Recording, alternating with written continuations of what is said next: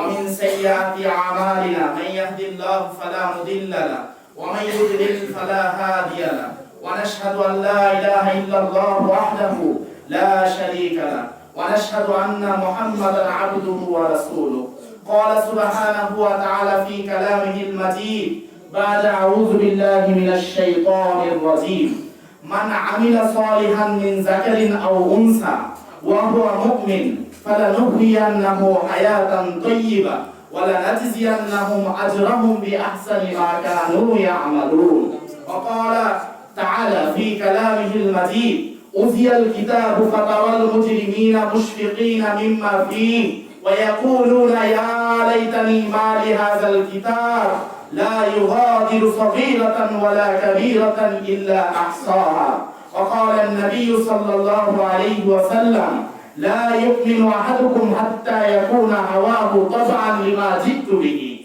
أو كما قال النبي صلى الله عليه وسلم نحن على ذلك لمن الشاكرين والشاهدين والحمد لله رب العالمين عابد के ना از بحر خدا گوشه نشیند عابد के ना از بحر خدا گوشه نشیند بیچاره دلا اینه تاریخ چه بیند وقت است که شعراء بود ذکر تو مونیس और खुद بود اندرش که می خود تو یونس আল্লাহ পাক রব্বুল আলামিনের দরবারে অসংখ্য অগণিত শুকরিয়া আর সুজুদ যে আল্লাহ পাক রব্বুল আলামিন আমাদেরকে এই মহতী একটা মজলিসে বসার জন্য তৌফিক দান করেছেন আমিন এই মজলিস হলো দ্বীনের ইলম শিখার মজলিস আমরা শিখার জন্য আসি কিনা যদি শিখার জন্য এসে থাকি দিন বোঝার জন্য দিন মানার জন্য দিন সম্পর্কে জ্ঞান অর্জনের জন্য যদি আমরা এসে থাকি তাহলে আপনারা খুশখবরি গ্রহণ করুন হাদিস শরীফের মধ্যে আছে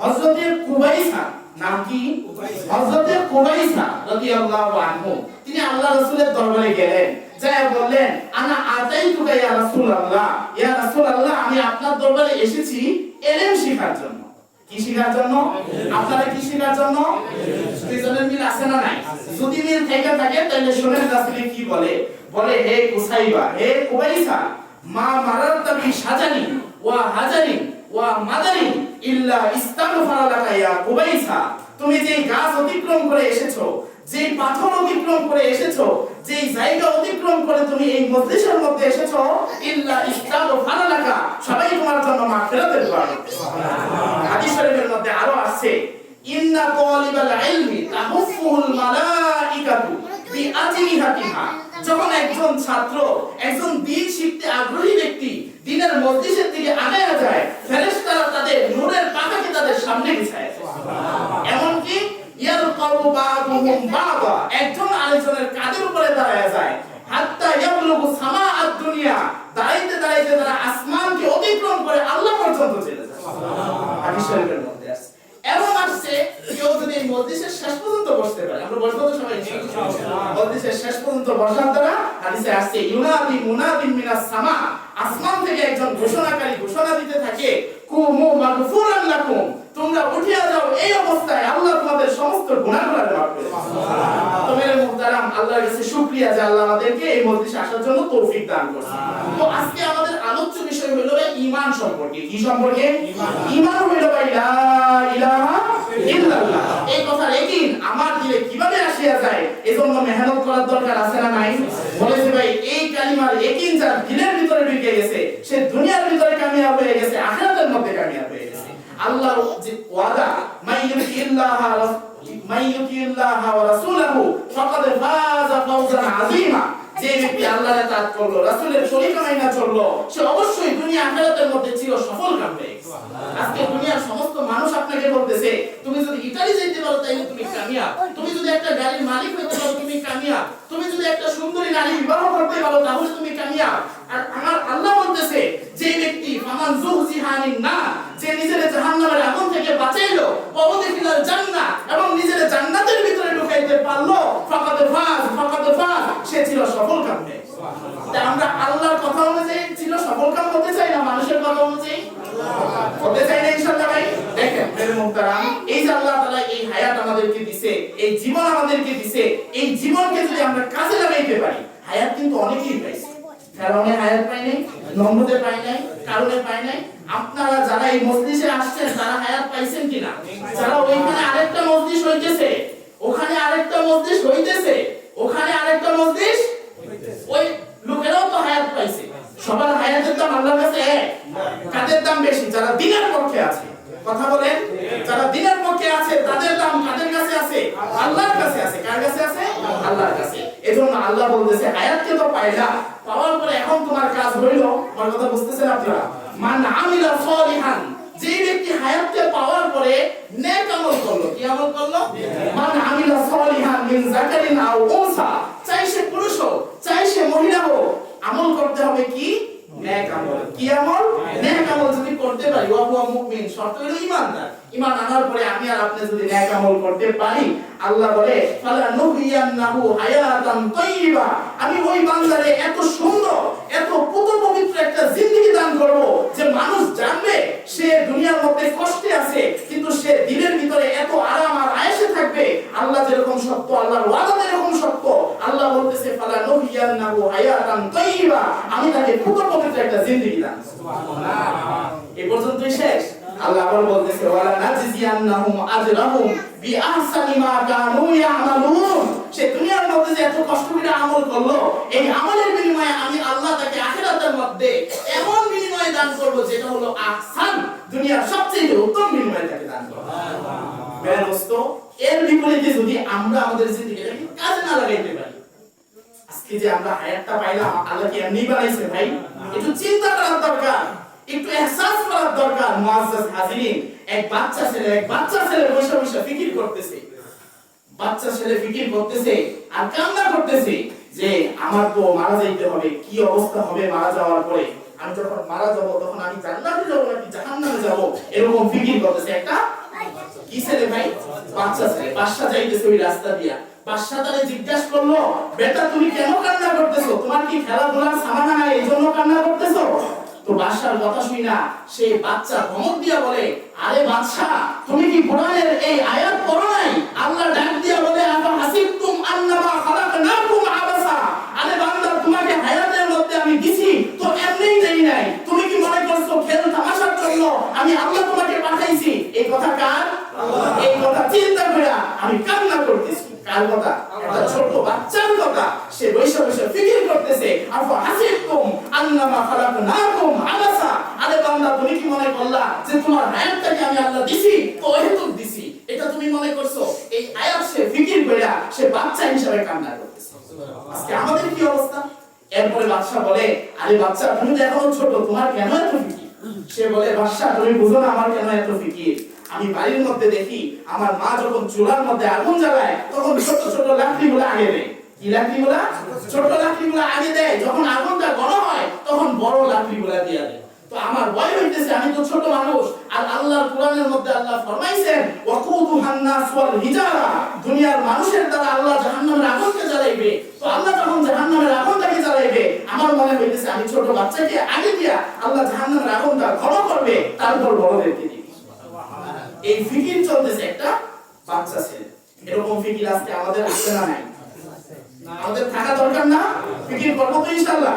এটা ছিল তাদের হালত। মেরে মুহতারাম, আজকে মৃত্যু আমাদের সামনে নাই, মৃত্যুর আলোচনা আজকে আমাদের সামনে নাই। এই কারণে আজকে আমরা দুনিয়ার ভিতরে অপকর্মে লিপ্ত হয়ে যেতেছি। আল্লাহর হুকুম আমাদের সামনে আসলেও আমরা সেই হুকুম মানতে পারতেছি না। দিনের মজলিস হইলে সেই দিনের মজলিসকে আমরা প্রাধান্য দিয়া সেই দিনের মজলিসে আমরা আসতে পারতেছি না। আজকে ইহুদিদের দালালি করতেছি, খ্রিস্টানদের দালালি করতেছি, গণতন্ত্রের মতো নিকৃষ্ট জিনিসের পিছনে দৌড়াইতেছি, অথচ আল্লাহ তাআলা আমাদেরকে দ্বীনের দিকে ডাকে, আল্লাহ তাআলা আমাদেরকে জান্নাতের দিকে ডাকে, আল্লাহ তাআলা আমাদেরকে জান্নাতে নিতে চায়, ওই মজলিসের দিকে আজকে আমাদের কোনো প্রক্ষেপ নেই। এটা আমাদের জন্য আফসোসের বিষয় না? আল্লাহ আমাদেরকে বোঝার তৌফিক দান করুন। কিয়ামতের ময়দানে আল্লাহ আরো সুন্দর করে বলতেছে উজিয়াল কিতাব, আমলনামাকে যখন দেওয়া হবে মানুষের সামনে, ফাতারাল মুজরিমিনা মুশফিকিনা মিম্মা ফি, আপনি রাসূল দেখতে পাইবেন সেই আমলনামা যখন দেওয়া হবে তখন কিছু মানুষ যারা দুনিয়ার মধ্যে গুনাহগার ছিল, কি ছিল? গুনাহগার ছিল, তারা মুশফিকিন, তারা নির্লজ্জ, তারা আফসোস করতে থাকবে, ওই আমলনামা দেখতে থাকবে এবং বলতে থাকবে ইয়াকুলুনা ইয়া লাইতানি, হায় আফসোস হায় আফসোস। হাদিসের মধ্যে আছে আফসোস করতে করতে তারা হাত পুরাটা খেয়ে ফেলবে। আফসোস করতে করতে হাত চাবাইতে চাবাইতে পুরো খাইয়ে ফেলে। আল্লাহ আমাদেরকে হেফাজত করুন এই পরিস্থিতি থেকে। তো আফসোস করতে থাকবে আর বলতে থাকবে ইয়া লাইতানি মালি হাযাল কিতাব, এটা কেমন কিতাব, এটা কেমন আমলনামা, লা ইউগাদিরু সগীরাতান ওয়ালা কাবীরাতান ইল্লা আহসাহা, এটা কেমন কিতাব আল্লাহ বানাইলো, ছোট কোনো গুনাহ আমার ছাড়লো না, বড় কোনো গুনাহ আমার ছাড়লো না, প্রত্যেকটা গুনাহ ওই কিতাবের মধ্যে লিখিত থাকে। আর আল্লাহ বলতেছে যে যখন আমলনামা ডান হাতে চলে আসবে, ও আম্মা মান উতিয়া কিতাবাহু বিশিয়ামিনি, যখন আমলনামাটাকে ডান হাতে দেওয়া হবে, মানুষ দুনিয়ার মধ্যে কষ্ট করে আমল করলো, ওই আমলটা যখন সে হাতের মধ্যে পাইবে, তাহাজ্জুদের আমল, দিনের মজলিসের আমল, দুনিয়ার মজলিস ছাইরা, বড় বড় খিচুড়ি ছাইরা, সবকিছু ছাইরা, মজাদার খিচুড়ি ছাইরা, টাকা ছাইরা, সবকিছু ছাইরা এই মজলিসে আসছে কার খুশির জন্য? এই আমলনামা আখিরাতে থাকবে না থাকবে না? এই আমলনামা যখন আমরা দেখতে পাইবো, তখন বলবে, চিৎকার করবে আর বলবে ফায়াকুলু হা মুকরাউন কিতাবিয়া, হায় হায় হায় দুনিয়ার মানুষ, এই যে দেখো আজকে আমার আমলনামা কত সুন্দর আমলনামা। ওয়া আম্মা মান উতিয়া কিতাবাহু বিশিমালি, আর আমলনামাটা যদি আফসোস বাম হাতে চলে আসে, এই দিনের মজলিসকে অগ্রগতিকার না দিয়ে আমরা যদি অন্য মজলিসে চলে যাই, আর অন্য মজলিসের আমলনামাটা যখন আমাদের বাম হাতে চলে আসবে, তখন ওই ব্যক্তি বলতে থাকবে ওয়া আম্মা মান উতিয়া কিতাবাহু বিশিমালি, তার আমলনামাটা যখন বাম হাতে চলে আসবে, কোন হাতে? বাম হাতে আসা ভালো না খারাপ? ভালো না খারাপ? ভালো না খারাপ? যখন এই খারাপ আমলটা আমাদের সামনে চলে আসবে বাম হাতে, ওয়া আম্মা মান উতিয়া কিতাবাহু বিশিমালি, যখন তার আমলনামাটা বাম দিকে চলে আসবে, তখন সে বলতে থাকবে ইয়া লাইতানি লাম কুতা কিতাবিয়া, হায় আফসোস, হায় আফসোস, আমার আমলনামা যদি না দেওয়া হইতো, তাইলে আজকে কিয়ামতের ময়দানে আমি এত অপমানিত হতাম। এবং বলবে যে ওয়ালাম আদরি হিসাবিয়া, আমি হিসাবের জন্য, আমি আল্লাহর সামনে দাঁড়ানোর জন্য আমি তো প্রস্তুত ছিলাম না, আমি আল্লাহর সামনে দাঁড়ানোর জন্য প্রস্তুত ছিলাম না, এই কথা বলতে থাকবে আর সে আফসোস করতে থাকবে। তাইলে আমরা কি আমাদের আমলনামা ডান হাতে চাই না বাম হাতে চাই? ডান হাতে চাই। কারা কারা ইনশাআল্লাহ? আল্লাহ তাআলা সবাইকে তৌফিক দান করুন। আরেকটা বিষয় হইল, আল্লাহ তাআলা কারো টাকা পয়সা দেখে, আল্লাহ তাআলা কারো মাল সম্পদ দেখে, প্রোভাইডি দেখে, আল্লাহ তাআলা কিছুই দেখে না। এই কিছুর দিকে আল্লাহ মুহতাজ না। Allah is the source of all power. দুনিয়ার মধ্যে যত শক্তি আছে, যত শক্তি ধীরাজ আছে, সমস্ত শক্তির উপরে শক্তির নাম হলো আল্লাহ রাব্বুল আলামিন। ওই আল্লাহ কোনো কিছু দেখে না। ইন্নাল্লাহা ইয়ানজুরু ইলা কুলুবিকুম, আল্লাহ মানুষের হৃদয়টা দেখে। হায় হায় হায়, যদি আপনারা জানতেন গরিবের কি মর্যাদা, প্রত্যেকটা ব্যক্তি যদি সে জানতো গরিবের কি ফজিলত, সে অবশ্যই গরিব হইতে চাইত। আল্লাহ রাসূল দোয়া করতো, আল্লাহুম্মা আহশুরনা মা যুমরাতিল মাসাকিন, আয় আল্লাহ আপনি হাসর করবেন আমাকে তো গরিব মিসকিনদের সাথে করেন। শুনেন শুনেন হাদিসের মধ্যে কি আছে, কিয়ামতের ময়দানে মানুষগুলো যখন পেরেশানির মধ্যে থাকবে, কেউ তার আমলনামা খারাপ হওয়ার কারণে মাথা পর্যন্ত ঘামের মধ্যে সাঁতরাইতে থাকবে, গর্দান পর্যন্ত ঘামের মধ্যে সাঁতরাইতে থাকবে, এরকম এক খারাপ পরিস্থিতির মধ্যে যখন লা ইয়াসআলু হামিমুন হামিমা, তার অন্তরঙ্গ বন্ধু তাকে জিজ্ঞাসা করবে না, ইয়াউমা ইয়াফিরুল মারউ মিন আখি, তার ভাই তার থেকে পলায়ন করবে, ওয়া আবি, তার বাপ থেকে পলায়ন করবে, ওয়া উম্মি, তার মাকে সে ছেড়ে চলে যাবে। এরকম এক কঠিন পরিস্থিতির মধ্যে যারা ফকির, যারা মিসকিন, কিন্তু সম্পর্ক ছিল কার সাথে? আল্লাহর সাথে, তাদের পরিস্থিতি কি হবে? হাদিসের মধ্যে আছে তাদের পরিস্থিতি হবে, ফেরেশতারা আয়েশা বলবে আইয়ু হিসাবিকুম, তোমাদের হিসাব কোথায়? তোমাদের হিসাব কোথায়? এই কথা বলার পরে জুমরাতুল মাসাকিন, যারা গরিব মিসকিনদের দল, তারা বলবে আইয়ু হিসাবিল্লানা মা আতানাল্লাহু মালান ফিদ দুনিয়া, আরে আমাদের আবার কিসের হিসাব? আমাদেরকে আল্লাহ দুনিয়ার মধ্যে কোনো টাকা পয়সা দেন নাই, আল্লাহ আমাদেরকে কোনো ইজ্জত সম্মান দেন নাই, তাইলে আজকে আমরা কিসের হিসাব দিব? এটা কারা বলবে? গরিবরা বলবে, গরিবরা। এরপরে আল্লাহ তাআলা বলবে, ফেরেশতারা আল্লাহর কাছে গিয়া বলবে যে আল্লাহ জুমরাতুল মাসাকিন, ফকির মিসকিনের দল, আনকারা হিসাবা, আপনার হিসাবকে তো অস্বীকার করতেছে। তো আল্লাহ ডাক দিয়ে জিজ্ঞাসা করবে, কি বলে তারা? বলে আল্লাহ তাআলা তো বলতেছে দুনিয়াতে তাকে টাকা দেন নাই, পয়সা দেন নাই, ইজ্জত দেন নাই, সম্মান দেন নাই, তারা আবার কিসের হিসাব? তারা বলতেছে আইয়ু হিসাবিল্লানা মা আতানাল্লাহু মালান ফিদ দুনিয়া, দুনিয়াতে আল্লাহ টাকা পয়সা ইজ্জত সম্মান কিছু দেয় নাই, তাহলে আমরা আবার কিসের হিসাব দিব? তো আল্লাহ ডাক দিয়ে বলবে, তারা যদি এটা বলে থাকে সাদাকা সাদাকা সাদাকা, অবশ্যই তারা সত্য বলছে। ফাকাতুহুম, তাদেরকে ডাকো, ওয়াসকুরুহুম, তাদেরকে পর্দার আড়াল করো, ওয়া কুলুলাহুম, তাদেরকে বলো ইনতালিকু ইলাল জান্নাতি বিগাইরি হিসাব, আজকে তোমরা হিসাব নিকাশ ছাড়াই জান্নাতে চলে যাও। এটা কিছু দেখে, আল্লাহ শুধু মানুষের হৃদয়টা দেখে। মেরে মোহতারাম, এই যে আমরা মনে করতেছি এই দুনিয়ার মধ্যে আপনি কত বড় লোক হতে পারবেন? এই দুনিয়ার একটা আসমান আপনি কিনতে পারবেন? অথচ আসমান কয়টা? মিশকাত শরীফের বাবে আরশের মধ্যে আসছে ফাওকা সাবি সামাওয়াতিন বাহরুন আমিকুহু কামা বাইনাস সামাই ওয়াল আরদ ফীহি সামানিয়াতু আওআন বাইনা কাতরাইহিম 50000 সানা মিশ শাহমাতি উযুনিহিম ইলা মারাকিবিহিম 700 আম মা ওয়াসালা মাউল বাহরি ইলা রুকবাতিহিন্না আলা আনাতিহিম আরশুর রহমান। আল্লাহ ডাক দিয়া বলে, রাসূলকে জানায় দিতেছে, রাসূল উম্মতকে জানায় দিতেছে যে আসমান হইল 7টা। এখানেই শেষ না, ফাওকা সাবি সামাওয়াতিন বাহরুন, 7 আসমানের উপরে আছে একটা নদী, আমিকুহু, তার গভীরতা হইল কামা বাইনাস সামাই ওয়াল আরদ, আসমান থেকে জমিন পর্যন্ত যতটুকু দূরত্ব, ওই আল্লাহর আরশের নিচে যে নদীটা আছে এর গভীরতাও হইল ফীহি সামানিয়াতু আওআন, সেখানে 8 জন ফেরেশতা দণ্ডায়মান দাঁড়ায় আছে। কয়জন? কথা বলেন, কয়জন? 8 জন। বাইনা কাতরাইহিম, আমার থেকে কাকার দূরত্ব 2 হাত হইলে ওই ফেরেশতাদেরও তো কিছু দূরত্ব আছে। তো আল্লাহ জানায় দিয়েছে বাইনা কাতরাইহিম, তাদের দুইজনের পারস্পরিক ব্যবধান হইল 50000 সানা, তাদের পারস্পরিক ব্যবধান হইল 50000 বছরের রাস্তা। মিশাহমাতি উযুনিহিম, তাদের কানের লতি থেকে ইলা মারাকিবিহিম, তাদের কান পর্যন্ত 700 আম, 700 বছরের রাস্তা। মা ওয়াসালা মাউল বাহরি ইলা রুকবাতিহিন্না, সারা দুনিয়ার পানি যদি একত্রিত করে তাদের মাথায় ঢেলে দেওয়া হয় তাদের হাঁটু পর্যন্ত পৌঁছায় না। আলা আনাতিহিম আরশুর রহমান, তাদের কাঁধের উপরে হইল আল্লাহ তাআলার আরশ। এত বিশাল সৃষ্টি, এরাও কিন্তু দুনিয়াতে থাকতে পারবে।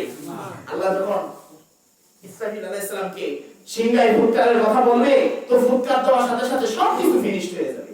আজরাইল আলাইহিস সালাম সবার জান কবজ করে নেবে, দুনিয়ার মধ্যে যারা আছে সবার জান কবজ করে নেওয়া শেষ। আল্লাহ বলবে কারা আছে? বলে আসমানবাসী আছে। বলবে যে আসমানবাসীকেও ফিনিশ করে দাও, ঝাড়ু দিয়ে দাও। ঝাড়ু বুঝেন? কেউ থাকবে না, একটা ময়লাও তো থাকে না ঝাড়ু দিলে। তো আসমানবাসী কেউ থাকতে পারবে না, আসমানবাসী কেউ থাকতে পারবে না, সবাই মারা যাবে। অবশেষে আজরাইল আলাইহিস সালামকে আল্লাহ ডাক দিয়া বলবে, ইয়া মালাকাল মাউত, হে মৃত্যুর ফেরেশতা, ফানজুর মাযা তারা, ওই যে দেখো, লক্ষ্য করো। কি দেখলা?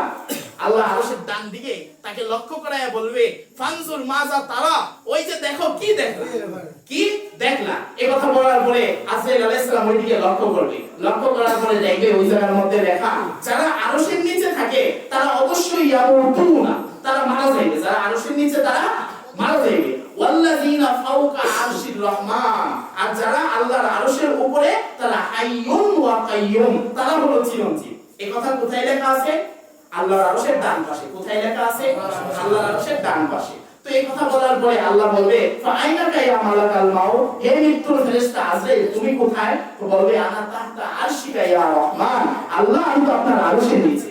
তখন আল্লাহ তাআলা তাকে বলবে, ফাতামু, তাহলে তুমিও মারা যাবে।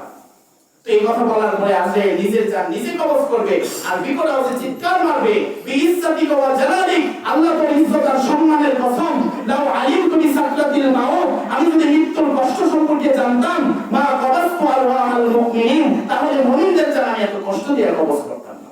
আমার বোঝানোর বিষয় হইল দুনিয়াতে কেউ থাকতে পারবে? আপনি আমি কেউ থাকতে পারবে? সবাইকে চলে যেতে হবে। কার কাছে?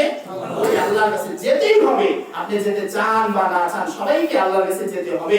যাওয়ার পরে আপনি দুনিয়াতে কি করলেন না করলেন সবকিছু হিসাব দিতে হবে। আপনি দুনিয়া থেকে চলে যেতে শুরু করবেন আর সাথে সাথে ফেরেশতারা আয়েশা বলবে, যাহাবাতিল আমওয়াল, তোমার মাল সম্পদ চলে গেছে, ওয়া যাহাবাতিল আওলাদ, তোমার সন্তান শেষ হয়ে গেছে, ওয়া বাকিয়াতিল আমাল, তোমার আমল বাকি আছে। ইন কানা খায়রা ফা খায়রা, যদি আমল বাকি ভালো হয়ে থাকে তাহলে ভালো, ওয়া ইন কানা শাররা ফা শাররা, আর যদি আমল খারাপ হয়ে থাকে তাহলে তোমার জন্য খারাপ হবে।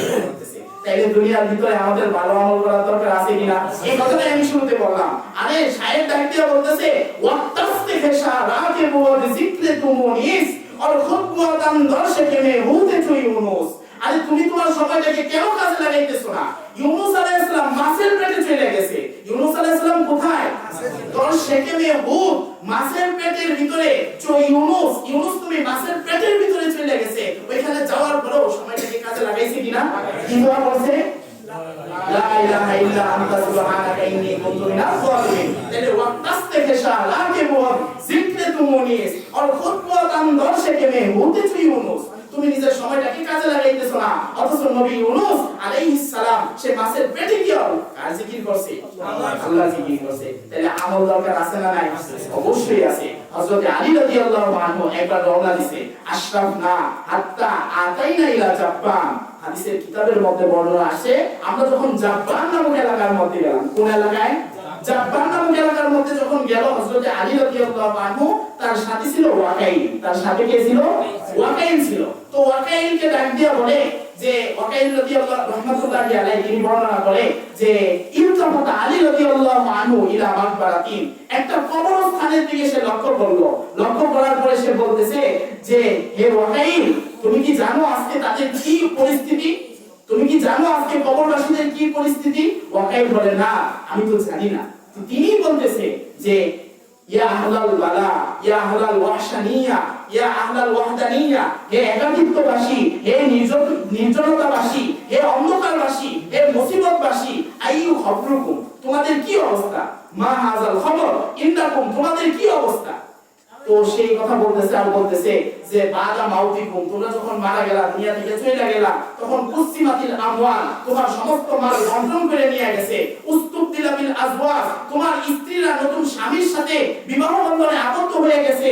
এবং উইতিমাতিল আওলাদ, তোমার সন্তানরা এতিম হয়ে পড়ে আছে। হাযা খবরু ইনদানা, এটা হলো আমাদের খবর। ওয়া মাযা খবরু ইনদাকুম, তোমাদের কি খবর? এই কথা বলতেছে। ওয়া বাকা এবং কান্না করতেছে। আর ডাক দিয়া বলে, ইয়া ওয়াকাইল, ইয়া ওয়াকাইল, ইয়া ওয়াকাইল, শোনো আমার প্রিয় শাগরেদ ওয়াকাইল, লাউ উসিনা লাহুম ফিল জওয়াব, আজকে যদি তাদেরকে কথা বলার অনুমতি দেওয়া হতো, লাকালু, অবশ্যই তারা আজকে বুকে ভিতর থেকে চিৎকার দিয়ে আওয়াজ বের করত, আলা ইন্না খায়রাজ জাত ফিদ দুনিয়া আত-তাকওয়া, নিশ্চয়ই দুনিয়ার ভিতরে আমরা বড় ভুল কাজ করে ফেলেছি। দুনিয়ার ভিতরে আমরা তাকওয়া নামক জিনিসকে যদি আমরা অর্জন করতে পারতাম, আজকে এই তাকওয়া নামক জিনিস আমাদের কবরের ভিতরে সবচেয়ে বেশি প্রয়োজন। এই তাকওয়া আমাদের অর্জন করার দরকার আছে কিনা? হযরত বেলাল হাবশী এই তাকওয়া অর্জন করছে, যার কারণে আল্লাহ তার ইজ্জত এমন বাড়ায় দিয়েছে। রাসূল হাঁটে, বেলাল হাবশী হাঁটে দুনিয়ার বুকে, তার ওই হাঁটার আওয়াজ হয় আল্লাহর জান্নাতের মধ্যে। আল্লাহ রাসূল একদিন সকালবেলা নামাজের মুসল্লা থেকে ঘুরে বসলেন, ঘুরে বলতেছে, আইনা বেলাল, বেলাল তুমি কোথায়? তো বেলাল বলে, লাব্বাইকা ওয়া সাদাইকা ইয়া রাসূলুল্লাহ, এই তো আমি বেলাল। তো বেলাল রাদিয়াল্লাহু আনহু যখন বললেন যে এই তো আমি, তখন বলে যে কুনতু দাখালতুল বারিহাতা জান্নাতা ইয়া বেলাল, গতকাল রাতে তো আমি জান্নাতের মধ্যে গিয়েছিলাম। কুনতু সামিতু খাশাতাকা আমামি ফিল জান্নাহ, এবং আমি জান্নাতের মধ্যে আমার সামনে তোমার পায়ের আওয়াজ শুনতে পেয়েছি। আল্লাহ রাসূল আর বলে, বিমা সাবাকতানি ফিল জান্নাহ ইয়া বেলাল, এ বেলাল তুমি কোন আমল করো যে আমলের দ্বারা তুমি আমি মুহাম্মদ আরবিকে জান্নাতের মধ্যে পিছনে ফেলাই দিছো? কি মনে করলেন? বেলাল হাবশীর বাবার নাম জানা আছে আপনাদের? তার কত টাকা ছিল বলতে পারবেন আপনারা? সে অনেক ইজ্জতওয়ালা ছিল, কিন্তু তারে মহব্বত করত কে? কিসের কারণে করত? ঈমানের কারণে। কিসের কারণে? আজকে এই ঈমানের মেহনত আমাদের অনেক জরুরি হয়ে গেছে। এই ঈমানের মেহনত আজকে আমাদের দিলে নাই। ঈমান পরিপূর্ণ না হওয়ার কারণে আজকে চতুর্দিকে মুসলমানরা বিপর্যিত হচ্ছে, অপমানিত, অপদস্থ হইতেছে এই ঈমানের দুর্বলতার কারণে। ঈমান মজবুত করতে সবাই তৈরি আছি তো সবাই ইনশাআল্লাহ? ঈমান মজবুতের অর্থ হলো লা ইলাহা ইল্লাল্লাহ। সারা দুনিয়া একদিকে আর আমার লা ইলাহা ইল্লাল্লাহ হলো একদিকে। এই ঈমান কি অতি মূল্যবান না কম মূল্যবান? এই মূল্যবান জিনিসকে ছিনায় নেওয়ার জন্য মানুষ চেষ্টা করবে না? চোর আছে কিনা? সেই চোর যদি আপনাকে কাদিয়ানির রূপ নিয়ে আসে, আপনার ঈমানকে হরণ করার জন্য কাদিয়ানির রূপ নিয়ে আসে, আপনি কি তার ঈমানটা দিয়ে দিবেন? নাকি তার বিরুদ্ধে আপনি সচেষ্ট হয়ে দাঁড়িয়ে যাবেন? আমাদের মুরব্বিরা 15 তারিখ ডাকছিল, ওইখানে আমরা গিয়েছিলাম, আমাদের ভাইয়েরা গিয়েছিল।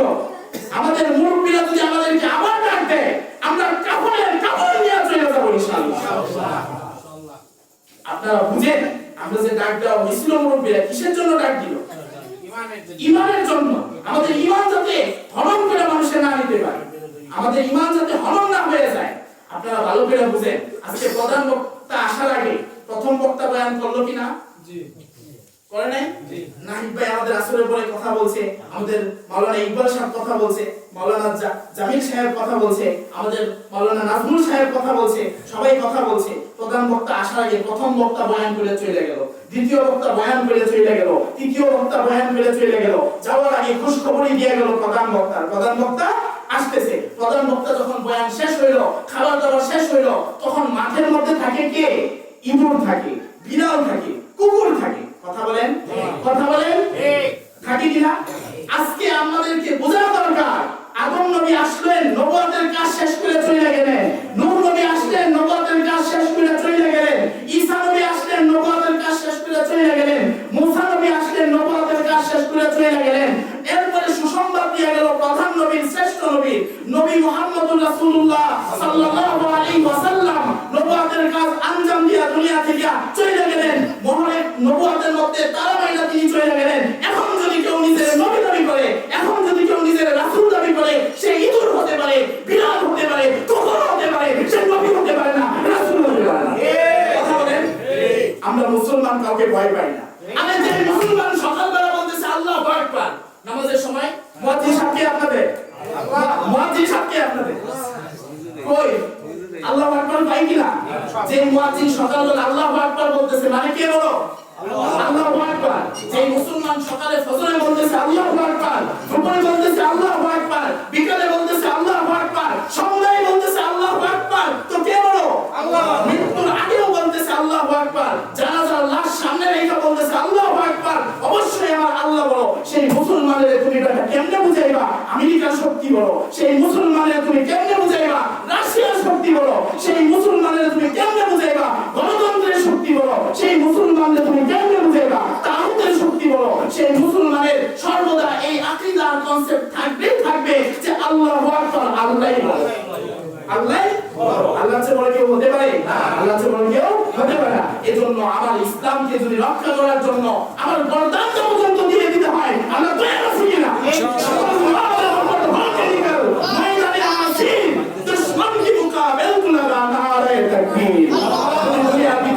আল্লাহর ইসলাম নিয়ে কেউ উপলব্ধি করে, আমার নবীর পরে কেউ যদি নিজেকে নবী দাবি করে, আমার ইসলাম নিয়ে যদি কেউ কথা বলে, আমি বৃদ্ধ হতে পারি, আমি যুবক হতে পারি, আমি বাচ্চা হতে পারি, আমি আমার গর্দানটা দিয়ে দিব, আল্লাহর রাস্তায় জিহাদ করে আমি আল্লাহর রাজি আর খুশি করে দেব ইনশাআল্লাহ। এই মুহতারাম, কালিমার একটা কথা হলো লা ইলাহা ইল্লাল্লাহ।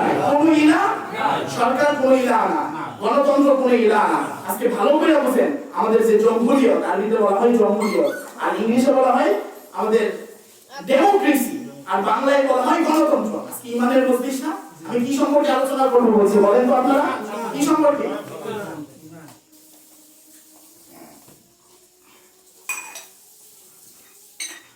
ইমান সম্পর্কে আলোচনা। তো দেখেন, গণতন্ত্রের মত হলো for the people, by the people, of the people. সমস্ত ক্ষমতার মালিক একমাত্র আল্লাহ। এটা হলো আমাদের কনসেপ্ট, এটা হলো আমাদের আকীদা। যুবক ভাইরা ভালো করে বুঝেন, আমাদের আকীদা, আমাদের কনসেপ্ট আল্লাহর কথা। কার কথা?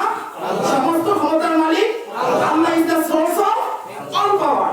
আল্লাহ সমস্ত শক্তির মালিক। কাদেরে কুদরত কো হস্তি হার সে খাহি আপনি। আয় আল্লাহ, আপনি সমস্ত শক্তি রাখেন, আপনি যা ইচ্ছা তাই করতে পারেন। মুরদারা তু জিন্দা কোনি, জিন্দারা বে যা কোনি। আপনি মরালে জেতা করতে পারেন, জেতালে আপনি মরা করতে পারেন। পারে কিনা? এক আনসারী মহিলা, ঘটনা বললে লম্বা হয়ে যাবে, সময় কতক্ষণ আছে? একজন আনসারী মহিলা, সে আল্লাহর দরবারে দোয়া করতেছে, তার ছেলে মারা গেছে। মাতা ওয়ালাদুকা, মাতা ওয়ালাদু, তোমার ছেলে মারা গেছে। সে আয়েশা বলে, হাল মা সত্যিই মারা গেছে? যে না, মাতা ওয়ালাদুকা, তোমার ছেলে মারা গেছে। তো এই কথা বলার পরে সে মাত্তা ইয়াদাই হাইলা সামা, তার দুইটা হাতকে আসমানের দিকে উঠায় দিল, আর বলতেছে আমানতু বিকা, আয় আল্লাহ, আমি ঈমান এনেছি আপনার উপরে। ওয়া হাযারতু মা রাসূলিকা, আপনার রাসূলের সাথে হিজরত করেছি। এত বড় মুসিবত আল্লাহ আপনি আমার উপরে চাপাইয়া দিয়েন না। এই কথা বলতে দেরি হাদিসের রওয়ায়াতে আসছে, হাত্তা আকালা ও আকালনা মাহু, আল্লাহ তার ছেলে রূহের মধ্যে জানকে ফিরিয়ে দিল। হাত্তা আকালা ও আকালনা মাহু, সেও আমাদের সাথে খানা খাইলো, আমরাও তার সাথে খানা খাইলাম। আল্লাহ পারে কিনা মৃত্যুর চিন্তা করতে? আল্লাহ কেমন শক্তি রাখে! তুখরিজুল হাইয়া মিনাল মাইয়িত, আল্লাহ মৃত থেকে জীবিত বের করতে পারে। ওয়া তুখরিজুল মাইয়িতা মিনাল হাই, এবং আল্লাহ তাআলা জীবিত থেকে মৃতকেও বের করতে পারে। তুলিজুল লাইলা ফিন নাহার, এই যে এখন রাত্র হইছে, এই রাত্রকে কে দিন করবে? দুনিয়ার কোন সায়েন্স পারবে? সারা দুনিয়ার মানুষ মিলে যদি চায় আজকে রাত্রকে এখনই দিন বানাইতে পারবে? শুধু কে পারবে? আল্লাহ। এই কথা বোঝানোর জন্য আমি বলছি, তাহলে দুনিয়ার সমস্ত ক্ষমতার মালিক একমাত্র আল্লাহ। এটা হলো কার আকীদা? ইসলামের আকীদা। এটা কার আকীদা? ইসলামের আকীদা। এর এগেইনস্টে, এর বিপরীতে আপনি যদি দেখেন, গণতন্ত্র আপনাকে বলবে যে সমস্ত ক্ষমতার মালিক হলো জনগণ, সমস্ত ক্ষমতার মালিক হলো জনগণ, for the people, by the people, of the people, সমস্ত ক্ষমতার মালিক একমাত্র জনগণ, এবং এটা চালাইবে জনগণ। আর আমাদের ইসলামের কথা হইলো এটা চালাইবে আল্লাহ নাই, এটা চালাইবে হইলো যারা জানে, যারা অ্যানালাইসিস করতে পারে, ভালো খারাপ অ্যানালাইসিস করতে পারে। সবাই কি পারে? আমাদের এলাকার মুরব্বির যে সম্মান, একটা ছোট বাচ্চা দুষ্টামি করে তারও কি একই সম্মান? কিন্তু গণতন্ত্র তাদের দুইজনকে সমান সম্মান দেয়। একজন গাঞ্জাখুরকে যে সম্মান দেয়, একজন প্রিন্সিপালকেও একই সম্মান দেয়। অথচ আল্লাহর কথা হইলো যারা আহলে রায়, যারা আহলে আদালত, যারা বিবেকবান, যারা অ্যানালাইসিস করতে পারে ভালো খারাপ কোন জিনিস, এই সমস্ত লোকদেরকে ইসলাম গ্র্যান্টেড করে যে তোমরা দেশ চালাবা, আর সমস্ত আইনের মালিক থাকবে আল্লাহ। আর তৃতীয় নম্বর কথায়, এটা গণতন্ত্র যা বলে ইসলামও তাই বলে। গণতন্ত্র বলে যে এটা জনগণের উপকারার্থে, জনগণের উপকারের জন্য। তারা বলে ঠিক আছে, কিন্তু গণতন্ত্রের মধ্যে কোনো উপকার নাই। আর এর বিপরীতে ইসলামও বলে জনগণ কার উপকারে? জনগণের উপকারে। গণতন্ত্র জনগণের উপকারে, কিন্তু ইসলাম সত্যিভাবেই এটার মধ্যে উপকার দেয়। এজন্য দেখেন, গণতন্ত্রের নাম দিয়া যদি আমার সামনে কেউ আসে যে আমার ঈমানকে হনন করতে, আমি কি আমার ঈমানটা দিয়ে দিব, না তার বিরুদ্ধে রুখে দাঁড়াইতে হবে? আমার কথা বুঝলেন আপনারা? আমার কথা বুঝছেন? তাইলে ঈমান যদি হেফাজত করতে হয়, সবচেয়ে বড় কথা হলো ঈমান ওয়ালার সংসর্গ গ্রহণ করতে হবে।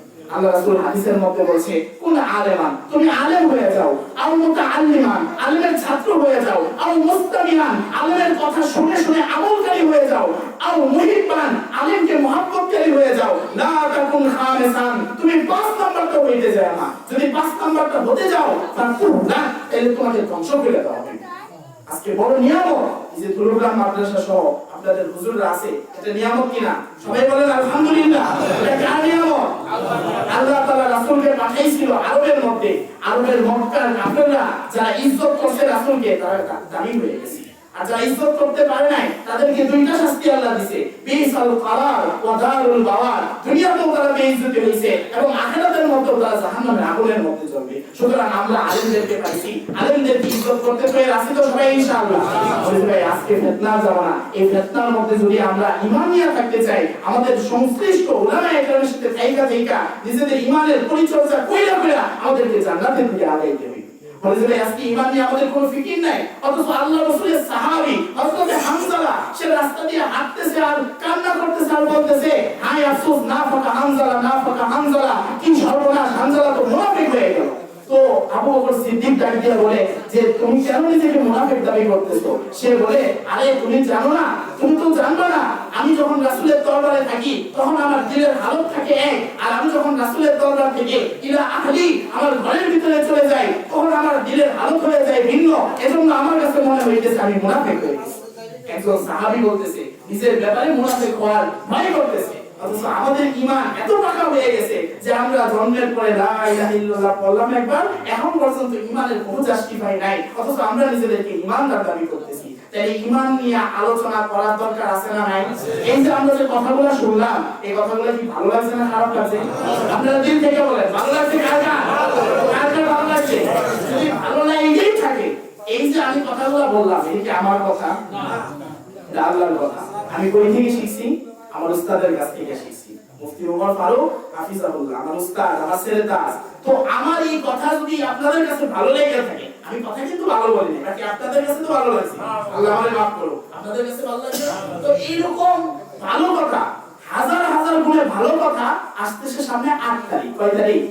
সবাই বলেন কয় তারিখ? 8 তারিখ। সামনের মাসের 8 তারিখ আমাদের দুরুগ্রাম মাদ্রাসার বাৎসরিক যে মাহফিলটা হয়, এই মাহফিলটা আমাদের সামনের 8 তারিখে। আপনারা এই ভালো ভালো কথা শুনতে সবাই রাজি আছেন নি? রাজি থাকেন তাহলে চলে যাবেন 8 তারিখে দুরুগ্রাম মাদ্রাসায়। আল্লাহ তাআলা আমাদের সবাইকে কবুল করুক। বিশ্বাস করুন ইনশাআল্লাহ। এই যদি আমরা দিনের মজলিসের মধ্যে যাই, দিনের মজলিসের মধ্যে যদি আমরা বসি, আমাদের ব্যাপারে খুশি হয়ে যাবে, আল্লাহ খুশি হয়ে যায়, যে ব্যক্তির উপরে আল্লাহ খুশি হয়ে যাবে, দুনিয়ার সমস্ত মানুষ খুশি হয়ে যাবে, ফেরেশতারা খুশি হয়ে যাবে। আমার হুজুরে বলে কুত্তা পর্যন্ত ওই ব্যক্তির মহব্বত করবে, শহর পর্যন্ত ওই ব্যক্তির মহব্বত করবে, কারণ তারে মহব্বত করে স্বয়ং সাহাবায়ে কেরাম। যে এলাকায় গেছে, যে প্রান্তে গেছে, ওই এলাকার মানুষ তাদেরকে দেখছে আর মুসলমান হয়ে গেছে। আল্লাহ তাদেরকে এমন সম্মান দিছে, এত ইজ্জত দান করছে। একটা চিঠি শুধু ফালাইয়া দিছে নীল নদের মধ্যে, শুকনা নদীর মধ্যে একটা চিঠি ফালাইয়া দিছে। ওই চিঠি ফালানোর বরকতে আল্লাহ তাআলা এক রাতের মধ্যে 17 হাত পর্যন্ত পানি বজায় দিছে। এই পর্যন্ত ইলা ইয়াউমিদ্দিন, কিয়ামত পর্যন্ত এই পানি জারি থাকবে, আর কোনদিন বন্ধ হবে না। আজকে আমরা মনে করতেছি যে আমরা অস্ত্রের মাধ্যমে আগায়া যাব, আমরা মনে করতেছি সরঞ্জামের মাধ্যমে আগায়া যাব, আমরা মনে করতেছি বিভিন্ন কৌশলের মাধ্যমে আগায়া যাব। অথচ আগায়া যাওয়ার একমাত্র পদ্ধতি হইল আল্লাহর মেহেরবানি। আল্লাহর মেহেরবানি আসবে নামাজের দ্বারা, ঈমানের দ্বারা, উলামায়ে কেরামের সহবতে থাকিয়া নিজের ঈমান বানানোর দ্বারা। যদি আমরা পারি তাহলে আমাদেরকে ঈমানি বিজয় দান করবে কে? আফগানিস্তানে ছিলেন না আপনারা? তারা কি সুখে আছে না অসুখে আছে? অনেক সুখে আছে না? তারা কিসের বদৌলতে আগায় গেছে? ঈমানের বদৌলতে। কথা বলেন, জবাব পায়না নাই নাকি? বড় বাঙালি আপনারা। তারা আগায় গেছে কিসের বদৌলতে? ঈমানের বদৌলতে। কিসের বদৌলতে? কথা ঠিক কি না? তারা কিসের বদৌলতে আগাইছে? ঈমানের বদৌলতে। আজকে কাফের মুশরিকরা আমাদের মুসলমানদেরকে দুর্বল মনে করতেছে, তাদেরকে কিন্তু ঠিকই ভয় পাইলো, ভয় পায় চলে গেল। ব্রিটেন চলে গেছে, রাশিয়া চলে গেছে, আমেরিকা চলে গেছে, আর বাঙালিদের উপরে নির্যাতন শুরু করতেছে। আমরাও বাঙালিরা যখন ঈমানে বলে বলিয়ান হব, আরে আমাদের বাপ দাদাদের ইতিহাস তোমরা শুনে রাখো। তালেবানের মোল্লাদের রক্ত যখন আফগানের মাটিতে পড়েছিল, তোমাদের বাপ দাদারা ব্রিটিশ ভেনিয়ার লাল কুত্তারা লেঙ্গুর গুটিয়ে পালাতে বাধ্য হয়েছে। আমরা আমাদের স্থান থেকে বলে দিতে চাই, আমাদের রক্ত যখন, আমাদের যুবক ভাইদের রক্ত যখন বাংলার জমিতে পড়বে, তোমাদের বাপ দাদারা পালাতে পেরেছিল, তোমরা পালাতেও পারবে। আল্লাহ তাআলা আমাদেরকে তৌফিক দান করুন। সুতরাং এই জন্য সর্বপ্রথম আমাদের ঈমানের হেফাজত করতে হবে। এই ঈমানকে যদি হেফাজত করতে পারি, আল্লাহ এই ঈমানের হেফাজতের বদৌলতে দুনিয়ার মধ্যেও শান্তি দিবে, আখিরাতের মধ্যেও শান্তি দিবে। দেখেন না সাহাবায়ে কেরাম কেমন শান্তি তারা পাইছে, কেমন শান্তির জিন্দেগি বানাইছে। হুজুর সাল্লাল্লাহু আলাইহি ওয়াসাল্লাম সহবতে থাকিয়া এমন জিন্দেগি তারা বানাইছে, মানুষ বলতে বাধ্য হইছে জান্নাত কি নমো না হে মদিনা কে গলি মে, কুদরত কি তামাশা হে মদিনা কে গলি মে। দুনিয়ার মধ্যে যদি কেউ জান্নাত দেখতে চায়, তারা যেন সাহাবায়ে কেরামকে জায়গায় আসে। তারা যদি কুদরতের নমুনা দেখতে চায়, তারা যেন সাহাবায়ে কেরামকে দেখে আসে। তাহলে ওই রকম হায়াত আমাদের বানানোর দরকার আছে কিনা? আর ভাই পরিশেষে সর্বশেষ কথা হইল, দুনিয়ার মধ্যে যে যে কাজই করি না কেন, কাকে খুশি করার জন্য করবো? আল্লাহ। নিজের নিয়তকে সহি কইরা আল্লাহকে খুশি করার জন্য যদি ওই কাজ করি, ওই কাজে রাজি হয়ে যাবে কে? একটা ঘটনা বলে শেষ করে দিতেছি। বনি ইসরাইলের এক লোক ছিল, সে চিন্তা করতেছে একবার তার বংশের মধ্যে কহতসানি দুর্ভিক্ষ দেখা দিছে। ওই দুর্ভিক্ষের মধ্যে সে চিন্তা করতেছে, ওই যে বালুর পাহাড়টা দেখা যাইতেছে, আল্লাহ যদি ওই বালুর পাহাড়টাকে খাদ্যের পাহাড়ে পরিণত করে দিত, আমি এই খাদ্যের পাহাড়টা পুরো উম্মতের মধ্যে দিলাই। ওই জামানার নবীর কাছে আল্লাহ ওহী পাঠিয়ে দিলেন। সে যে নিয়ত করলো, ইখলাসের সাথে নিয়ত করার কারণে সে খাদ্যের পাহাড় বিলি করলে যে সওয়াব হইতো, আমি আল্লাহ তার আমলনামায় সেই সওয়াবকে লিখি। ইখলাসের সাথে করার দরকার আছে কিনা? এজন্য কবি বলতেছে, আবেদ কেনা আজবাহে খোদা গুলশানাশিনা বেচারা দ্বারা ইনায়ে তারিখ চেবিনত। আল্লাহর সন্তুষ্টি অর্জনের ইচ্ছা ব্যতীত আমি সারা জীবন ইবাদত করে গেলাম, তাইলে আমার নূরের বাতি জ্বলবে না। তাহলে সব কাজ করবো কাকে খুশি করার জন্য। তাহলে আমাদের আজকের আলোচনার মূল বিষয় আপনারা কি বুঝলেন? কেউ যদি জিজ্ঞাসা করে যে কি বয়ান শুনাইলেন, আপনারা কি বলবেন? আজকে আমাদের আলোচনার বিষয় ছিল ঈমান। এই ঈমানকে হেফাজত করতে আমরা যা করার দরকার সব করতে পেরেছি ইনশাআল্লাহ। কোন কাদিয়ানীদের কি ঈমান দেওয়া যাবে না, কোন বাতিল ফিরকাকে নিজে ঈমান দেওয়া যাবে, তাদের সাথে সম্পৃক্ততা রেখা আমরা আমাদের ঈমানকে নষ্ট করব না। আর ঈমানকে হেফাজত করার জন্য ঈমান ওয়ালাদের সহবত রাখবে। আল্লাহ তাআলা আমাদেরকে আমল করার তৌফিক দান করুন, বুঝার তৌফিক দান করুন। ঈমানকে হেফাজত করে আল্লাহ রাব্বুল ইজ্জতের সাথে মুলাকাত করে সেই জান্নাতের মধ্যে আমাদেরকে যাওয়ার তৌফিক দান করুন। ওয়া মা আলাইনা ইল্লাল বালাগ। সুবহানাল্লাহি ওয়া বিহামদিহি।